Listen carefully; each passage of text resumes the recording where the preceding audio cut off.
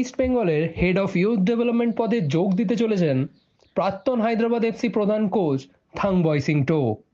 যদিও বিষয়টি এখনো পুরোপুরি নিশ্চিত নয়, তবে বেশ কয়েকবার ইস্ট বেঙ্গল ক্লাবের সঙ্গে আলোচনায় বসেছেন সিং টো, এমনটাই শোনা যাচ্ছে। সবকিছু ঠিকঠাক থাকলে ইস্ট বেঙ্গলের হেড অফ ইউথ ডেভেলপমেন্ট হিসেবে যোগ দিতে পারেন তিনি। ইস্ট বেঙ্গলে তার মূল দায়িত্ব হবে রিজার্ভ ও সিনিয়র দলের জন্য প্রতিভাবান খেলোয়াড় খুঁজে বের করা, যারা ভবিষ্যতে দলকে আরো শক্তিশালী করতে সাহায্য করবে। এর আগে পিবি বিষ্ণু, জেসিন টিকে, রোশালদের মতো তরুণ প্রতিভাদের খুঁজে এনে দিয়েছিলেন বিনো জর্জ।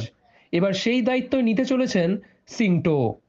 ফলে বিনো জর্জ সম্পূর্ণভাবে সিনিয়র দলের সহকারী কোচ হিসেবে নিযুক্ত হতে পারেন। তবে এখনোই কিছুই পাকাপাকি নয়।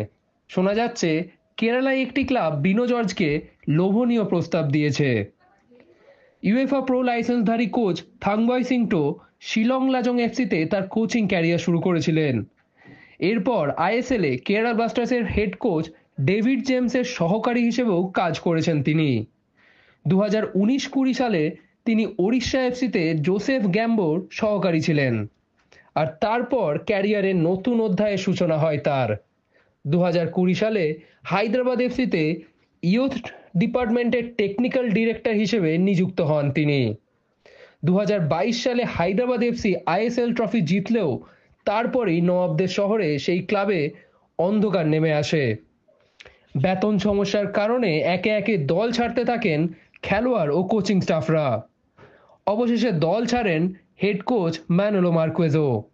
তবে যখন সবাই হাল ছেড়ে দেন, সিংটো তখনও দলকে ধরে রাখার লড়াই চালিয়ে যান। একটি সম্পূর্ণ ভারতীয় দল নিয়ে তিনি আইএসএলে খেলা চালিয়ে যান এবং অল ইন্ডিয়ান স্কোয়াড নিয়েই চেন্নাইন এফসিকে 1-0 গোলে হারান তার দল। আইএসএলে অল ইন্ডিয়ান স্কোয়াড নিয়ে প্রথমবার কোনো ভারতীয় হেড কোচ হিসেবে জয়ের নজির গড়েন তিনি। তবে চলতি মৌসুমে প্রত্যাশা মতন ফল দিতে না পারায় হায়দ্রাবাদের সাথে সম্পর্ক শেষ করেন তিনি। ক্যারিয়ারের শুরু থেকেই তরুণ প্রতিভা গড়ে তোলার জন্য তার বিশেষ খ্যাতি রয়েছে। হায়দ্রাবাদে তার অধীনে উঠে এসেছিলেন মার্ক জোথানপুইয়া, অ্যালেক্স রাজি ও রামলুল চুঙ্গার মতন ফুটবলাররা। তাই ইস্ট বেঙ্গলে যোগ দিলে তার নেতৃত্বে আরও অনেক সম্ভাবনাময় তরুণ প্রতিভা উঠে আসবে, যা ভবিষ্যতে সিনিয়র দলকেও সমৃদ্ধ করতে সাহায্য করবে।